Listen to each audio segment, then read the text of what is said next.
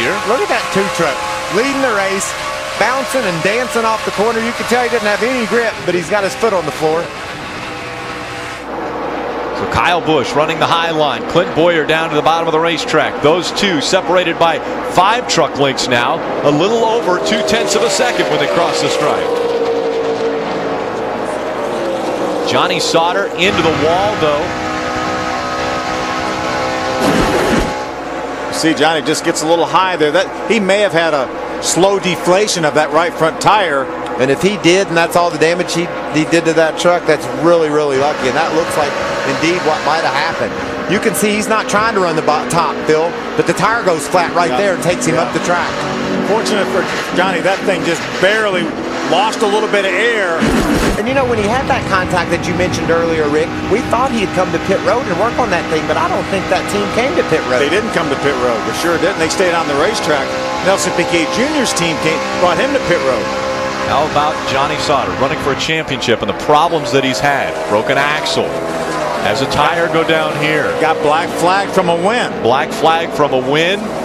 The problems at Pocono, and now they continue at Atlanta. Can he battle back? Challenge. Clint Boyer, Kyle Busch. Welcome back. Under caution, the 13 of Johnny Sauter back on pit road. Maybe whatever was causing that tire to go down before, they did not get repaired. Yeah, they just put tires on it maybe, Phil, and if it scraped that wall, whatever caused the first one to cut would have gotten worse when it scraped the wall, and then that one blew out and hit the wall again. This time more damage. You think these guys are coming to pit road, Phil? I think they have to. Here they come. Looks as though Clint Boyer will lead them on to pit road, Hermie. Well, Rick, the 18 of Kyle Busch reports to Eric Phillips. He is loose if he tries to run the bottom of the racetrack, tight if he tries to run the top of the racetrack. They get 4 tires, Sunoco fuel, and looking at an air pressure adjustment in the right rear. Ray? All my guys are loose down on this end, Hermie. They're going to go half a pound down in the right rear and also just a tiny little bit of track bar adjustment to try to tighten up that bad boy buggy Chevrolet. On the bottom of the screen, you see the Realtree Chevrolet of Ryan Newman. He's going to get half as much of an adjustment as they did in the first round. He was a little bit loose off. Ricky Carmichael came in 4th, went out 7th on the first round of pit stops. He'll come in 4th this time, and he will get pushed away, but a crewman is down, and Carmichael will slowly exit the pits. Again, they're going to lose spots at the front of the field. Guy working on the front of that truck wasn't ready for Ricky to move, and he went. The guy goes down. Let's look at this again now. When they drop the jack, that's a signal for the driver to go. He's just trying to clean the grill a little bit, spin a little bit, maybe trying to take a little piece of tape off. And his foot got caught under the splitter. You could see, Phil, Ricky was probably just trying to help him a little bit out of the way, but his foot got hung. Didn't see that coming, so glad he got up. Walking it off. And picking up debris on pit road. We'll be back. More Green Flag Racing from Atlanta. Welcome back. Good Sam Club 200 presented by Warrior here on Speed, your motorsports authority. Atlanta Motor Speedway, site of the 17th race of the 2011 season and just the 12th race here at Atlanta for the trucks. I know there's a lot of action that goes on the lit part of that picture. I bet there's some that goes on over there in the dark part too. Did you start that sentence off with "I'd wreck"? I'd reckon is what I'd say. Okay. I was going to say I'd wreck, and then I thought, wait, who are you going to wreck? Why would you do that? Look at Johnny. Johnny Sauter trying to bounce back after scraping up against the wall. Yeah, being shown 3 laps down right now. How do you win a championship? With consistency. But they've had 3 finishes of the last 8 outside the top 20. But you know what they've come back with? 2 seconds and 2 fourths. So that's not consistent. But man, when you pile up those top finishes, you can stay in the battle. He is going to have to rebound, but it might not be tonight. Green flag comes back out. Clint Boyer, a great restart.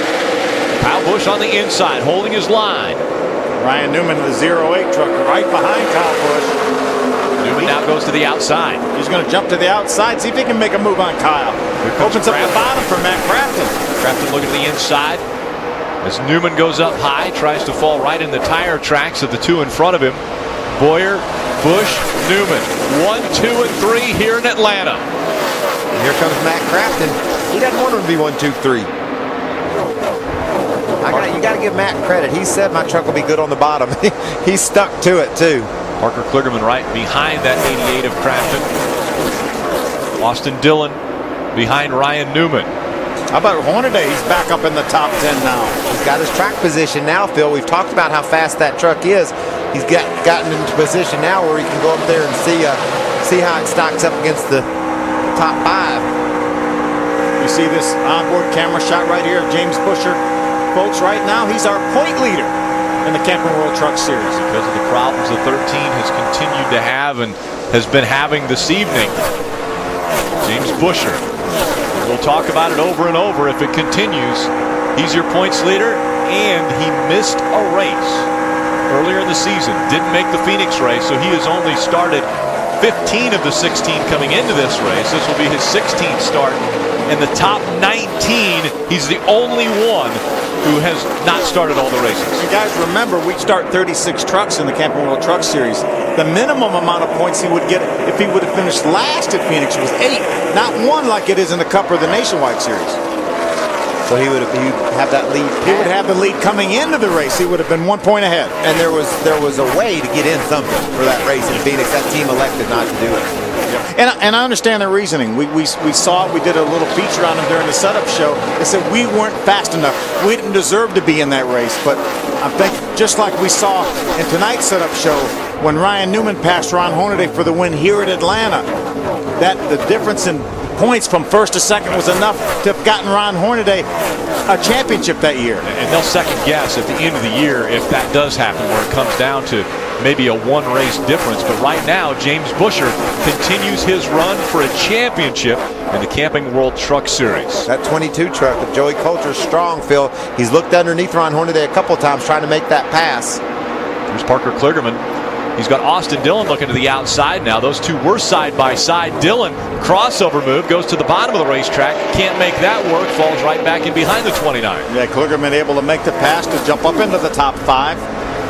That was a good lap for Coulter. He was able to get around Ron Hornaday. 3 wide once again. Hornaday in the middle this time. Busher on the bottom. Brendan Gaughan on the outside. Gaughan takes the position away from Hornaday. Busher takes the spot away from Gaughan. And here comes the 4 of Ricky Carmichael. Well, just when we talk about Ron Hornaday really getting his truck right in the track position, he's lost 3 or 4 spots here. Wow, look at Brendan slide up in front of Tabo down there off turn 4. Oh, and around goes the 15, and he keeps it going straight. What a save by Josh Richards. Look at the damage to is that the 32 truck of Blake Feast? It is. There's a lot of damage to the right front of that truck.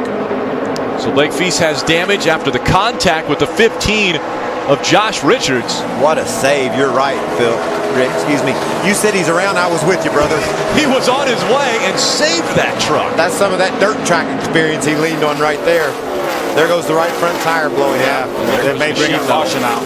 Yeah, there's debris on the racetrack now. As Blake Feast is still trying to get onto pit road, just coming off of turn 4. He will make it to pit road, but is there debris in the racing line on the racetrack? NASCAR will have to look at. Take a look at why that happened. Here's Josh up here. Now he's going to move to the inside. Blake there's that caution we were talking about. Blake had committed to going to the bottom of the racetrack. Josh was going down there as well. Josh gets sideways off the corner and decides he needs to get over to the bottom, and Blake was already committed, like you said, Phil, to get there, and they made, look at that truck. Oh, my at least 30 degrees out of shape right there. Justin Marks does a nice job with that GoPro Chevrolet avoiding Blake Feast. What do you think Nelson Piquet was thinking? Oh no, this is going to be big. The Brazilian was worried he might get caught up of something not his own doing. So Blake Feast, they're working on the right front of that race truck. Fans here in Atlanta, there's some good seats remaining for the Cup race, and this is just foreshadowing for that.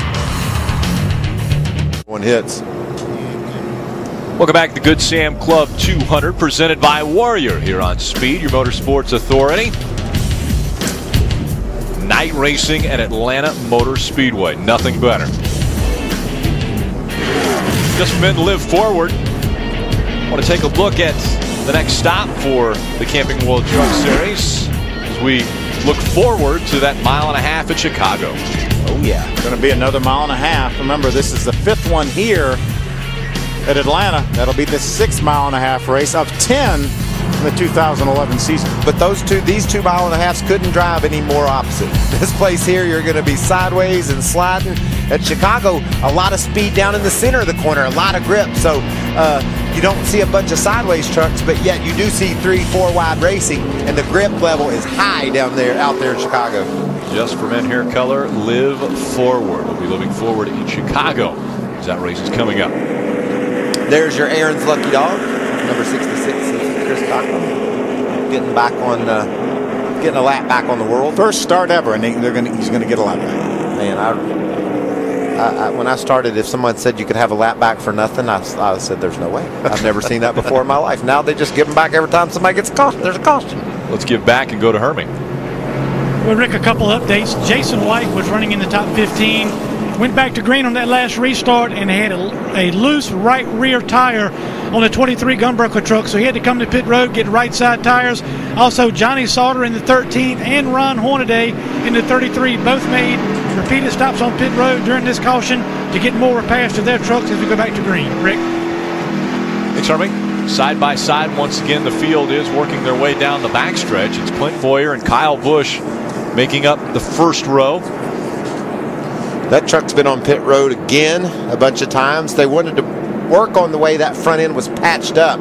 You talked about, Phil, the fact that the truck just wasn't as good during that last run, so they went to work on the nose, trying to aerodynamically make it a little bit cleaner, maybe get some more downforce on the front or adjust whatever was wrong with the way Ron was feeling that truck was handling. We heard Jeff Hensley, crew chief, saying, get that stuff smoothed down so it doesn't flap. Green flag back in the air. Clint Boyer on the outside, Kyle Busch on the inside. These restarts have been amazing, these two guys battling it out up front. Busch looks like he has the advantage as they go into 1 and 2. That'll go away. Ooh, Boyer gets a little sideways, does not back off. And look who's joined the party now. Ryan Newman up in the middle of this mess. To the bottom of the racetrack, the Chevy Silverado of Ryan Newman wants to make it 3 wide for the lead. Kyle Busch sideways. Here comes Newman on the inside. Kyle sideways a couple times. So Newman takes over second. Busch drops back to third, and the 17 of Timothy Peters is around. Get it fired up. Caution comes out again.